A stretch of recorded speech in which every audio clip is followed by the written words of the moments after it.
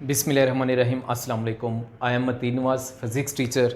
आज हम FSI part 1 first year physics का चैप्टर नंबर 2 स्टार्ट कर रहे हैं। और वेक्टर स्केलर हमने टॉपिक पढ़ लिया था, इंट्रोडक्शन पढ़ लिया था, वो इससे पहले वीडियो मैंने बना के अपलोड कर ली है। अगर आपने वो नहीं देखी तो इस वीडियो की प्लेलिस्ट में जाएं, वहाँ पे आप देख सकते हैं। आज हम सेकंड चैप्टर का सेकंड लेक्चर स्टार्ट कर रहे हैं और इसमें हम देखेंगे रेक्टेंगुलर कोऑर्डिनेट सिस्टम को। रेक्टेंगुलर कोऑर्डिनेट सिस्टम क्या होता है ये पढ़ेंगे। अगर इसको बहुत सिंपल वे से बताऊं तो क्या रेक्टेंगुलर कोऑर्डिनेट सिस्टम, रेक्टेंगुलर कहते हैं ऐसी लाइंस जो परपेंडिकुलर हो। अगर मैंने ये 2 लाइंस परपेंडिकुलर ड्रा की हैं तो इन लाइंस के सिस्टम को कहेंगे, मतलब इस लाइंस को, चूँकि जब लाइंस को हम कट करते हैं, मिलाते हैं, तो ये एक पॉइंट पे मिलती हैं, जिस पॉइंट को हम नाम दे देते हैं ओरिजिन। ओरिजिन और इन 2 लाइंस, इन सब को मिला के हम कहते हैं रेक्टेंगुलर कोऑर्डिनेट सिस्टम। अगर ये 3 लाइंस हो जाएं तो फिर भी हम यही कहेंगे। मतलब मैं ये ड्रा करता हूँ, first line, second and third Z axis, ये एक्स होगी, ये वाई होगी और ये जी एक्सिस होगी। इधर ये एक्स एक्सिस, वाई एक्सिस, इधर तीनों, ये स्पेस कहलाएगा और ये प्लेन कहलाएगा। अगर 2 लाइंस आ जाएं सिर्फ तो इसको हम प्लेन कह देते हैं। अगर 3 लाइंस आ जाएं तो इसको हम स्पेस कह देते हैं। अब 3 लाइंस कैसे आएंगी, जैसे मैं ये मार्कर को यहाँ पे ड्रा करता हूँ। अगर मार्कर की बात करूँ तो ये एक्स एक्सिस और एंड ये वाई एक्सिस,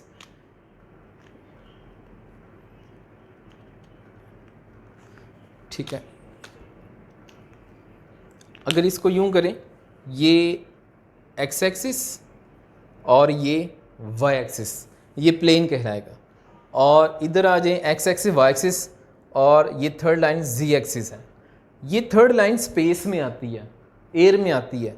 तो हम एयर में तो लाइन ड्रा नहीं कर सकते, इधर मार्कर से ड्रा करेंगे नहीं ड्रा होगी, तो फिर हम थर्ड लाइन यहाँ पे ही ड्रा कर देते हैं। तो ये जी एक्सिस होगी। अब हम इसको डिफाइन करेंगे तो कैसे कहेंगे, 2 lines reference to line drawn right angle to each other. Right angle कहते हैं 90 डिग्री को। अगर 2 लाइंस 90 डिग्री पर ड्रा हों तो उन लाइंस को कहते हैं reference, frame of reference line. Coordinate axis का इधर हम नाम रख देंगे, इधर मैं लिख रहा हूं कोऑर्डिनेट एक्सिस। कोऑर्डिनेट एक्सिस उन लाइंस को कह रहे हैं जो एक दूसरे के परपेंडिकुलर है। इधर 2 कोऑर्डिनेट एक्सिस है, मतलब 2 लाइन परपेंडिकुलर है। इधर 3 लाइंस परपेंडिकुलर हैं, तो यहाँ पे 3 कोऑर्डिनेट एक्सिस हैं। हर वो 2 लाइंस जो परपेंडिकुलर हो उनको कोऑर्डिनेट एक्सिस कहेंगे।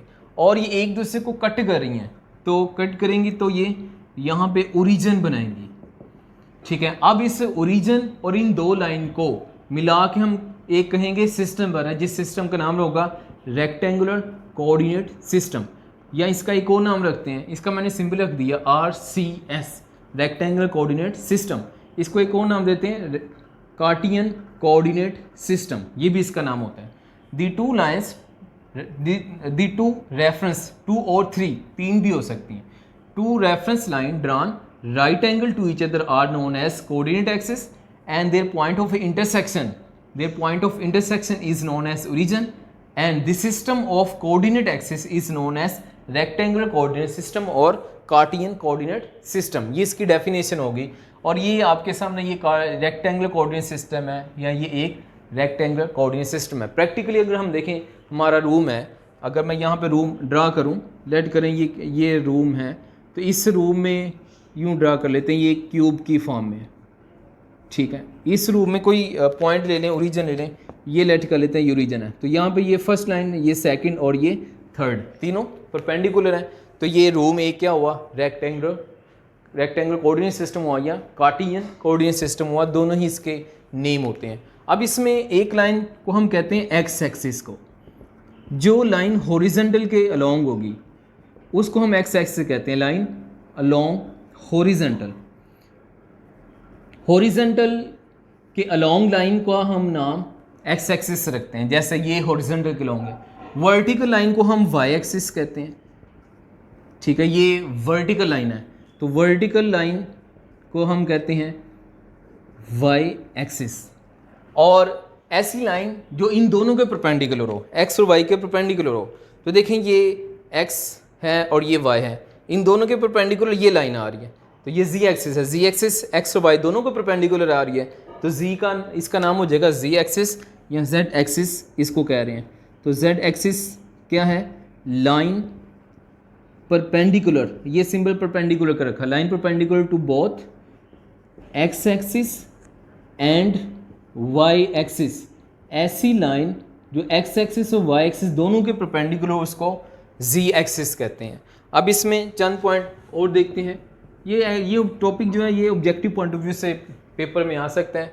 अब इसमें देखने लगे हैं प्लेन में एंगल की बात करने लगे हैं, प्लेन की बात करने लगे हैं। प्लेन मैंने अभी बताया आपको स्टार्टिंग पे, ये टू लाइंस होंगी तो इसको प्लेन कहेंगे। एक्स एक्सिस वाई एक्सिस या एक्स जेड कोई सी भी दो लाइंस को हम प्लेन कहेंगे। और इसमें हम लेट कर लेते हैं ये वेक्टर है, इस वेक्टर का नाम रख लेते हैं वेक्टर ए, और इसकी पॉइंट पी पे हेड है और इसकी टेल ओरिजिन ओ पे है। अब देखें इसका एंगल बन रहा है, इस एंगल को कह रहे हैं ये थीटा, और ये theta angle positive x axis से बन रहा है और ये एंटी क्लॉकवाइज डायरेक्शन में बन रहा है। तो प्लेन में जब भी एंगल बनेगा ये एंगल आपने याद रखना है। नंबर एक तो ये पॉजिटिव एक्स एक्सिस से स्टार्ट होगा, एंगल स्टार्ट होगा पॉजिटिव एक्स एक्सिस से, हमेशा हमेशा ऐसे ही होगा जैसे इधर हो रहा है। फिर ये एंटी क्लॉकवाइज डायरेक्शन में होगा, इधर मैंने डायरेक्शन भी ड्रा की हुई है डायग्राम में, देखें अगर आप ये देखें, ये घड़ी की उलट डायरेक्शन को एंटी क्लॉकवाइज कहते हैं।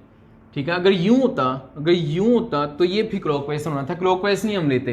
प्लेन में हमेशा एंगल एंटी क्लॉकवाइज डायरेक्शन में होता है और पॉजिटिव एक्स एक्सिस से स्टार्ट होता है। अगर मैं यूं डायग्राम बनाऊं तो बताएं क्या ये करेक्ट है या रॉन्ग है। देखें ये यहाँ पे लाइंस ड्रा करते हैं, फर्स्ट एंड सेकंड। अगर ये टू लाइंस ड्रा की हैं और इनमें ये दरमियान में लेफ्ट कर लेंगे वेक्टर ए है, तो यहाँ पे मैं एंगल ये ड्रा कर लेता हूँ, लेफ्ट करें ये एंगल है। तो इज़ इट करेक्ट? तो ये करेक्ट नहीं है। क्यों करेक्ट नहीं है? क्योंकि ये एक तो क्लॉकवाइज बन रहा है और ये पॉजिटिव एक्स एक्सिस से भी नहीं है। अगर ये ड्रा कर दूँ तो ये वाई एक्सिस से बन रहा है, तो ये एंगल हम कभी भी नहीं लेंगे जो पॉजिटिव एक्स एक्सिस से ना बने, हम हमेशा एंगल पॉजिटिव एक्स एक्सिस से लेते हैं। अब देख लेते हैं स्पेस में बात कर लेते हैं। अच्छा, इसके कोऑर्डिनेट की भी बात कर लेता हूँ। ए और बी मैंने कोऑर्डिनेट लिखे हुए हैं। कोऑर्डिनेट का मतलब यूँ समझ लीजिए ये एड्रेस होता है पॉइंट का। जैसे हमारे घर में आने का एड्रेस है, घर में आना है तो एड्रेस बताते हैं, गली नंबर, मकान नंबर, स्ट्रीट हाउस नंबर और महल्ला ये बताते हैं। तो ये हमारे आने का एड्रेस होता है। तो ये यहाँ पे पॉइंट कि ये ए और बी कोऑर्डिनेट्स हैं, कोऑर्डिनेट एड्रेस होते हैं। लेट कर लो ये 3 4 इसके कोऑर्डिनेट हैं, मतलब ये एड्रेस हैं। अगर आपने पॉइंट पी तक जाना है तो क्या करेंगे, इधर ये लाइन ड्रा करते हैं, एक ये और दूसरी ये लाइन ड्रा की। तो इसका मतलब क्या है, ये फर्स्ट एक्स एक्सिस के लॉन्ग, सेकंड वाई एक्सिस के लॉन्ग होता है।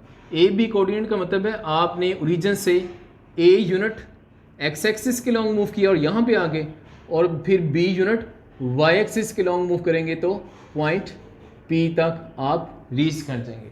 ठीक है, तो कोऑर्डिनेट ए बी का मतलब है कि आपने क्या करना है, ए यूनिट एक्स के लॉन्ग मूव करना है। यूनिट का मतलब है जैसे इधर मैंने 3 लिखा हुआ है तो 3 मीटर हो जाएगा, और फिर बी यूनिट वाई एक्सिस के लॉन्ग मूव करना है। ठीक है, ये हमने देख लिया। इसमें ए यूनिट एक्स एक्सिस के लॉन्ग और बी यूनिट वाई एक्सिस के लॉन्ग मूव करेंगे तो हम आ जाएंगे, पहुंच जाएंगे reach at P, point P पे यहाँ तक आ जाएंगे। ठीक है, तो नेक्स्ट हम देखते हैं इसमें।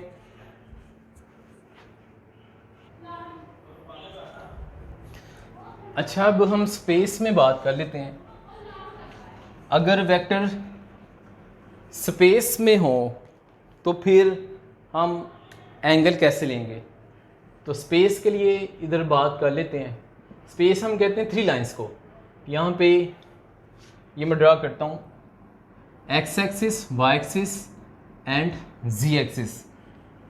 अगर इन लाइंस में हम वेक्टर ड्रा करते हैं, ये वेक्टर है, लेट वेक्टर ई का नाम दे दें। ठीक है, अब इसमें देखें आपने एंगल कंसिडर करना है, तो यहाँ पे 3 एंगल्स होंगे। एक्स एक्सिस से ये वाई एक्सिस है और ये जी एक्सिस है। एक्स एक्सिस से एंगल को अल्फ़ा, वाई एक्सिस जो एंगल होता है उसको बीटा, और जो जी एक्सिस से एंगल होता है उसको गैमा से लिखते हैं। यहाँ पे अगर आपने बताना है इसकी डायरेक्शन को, एंगल को बताना चाहते हैं यहाँ पे, और एंगल को ही हम यहाँ पे डायरेक्शन कह रहे हैं। एंगल ही बेसिकली हमें डायरेक्शन बता रहा होता है।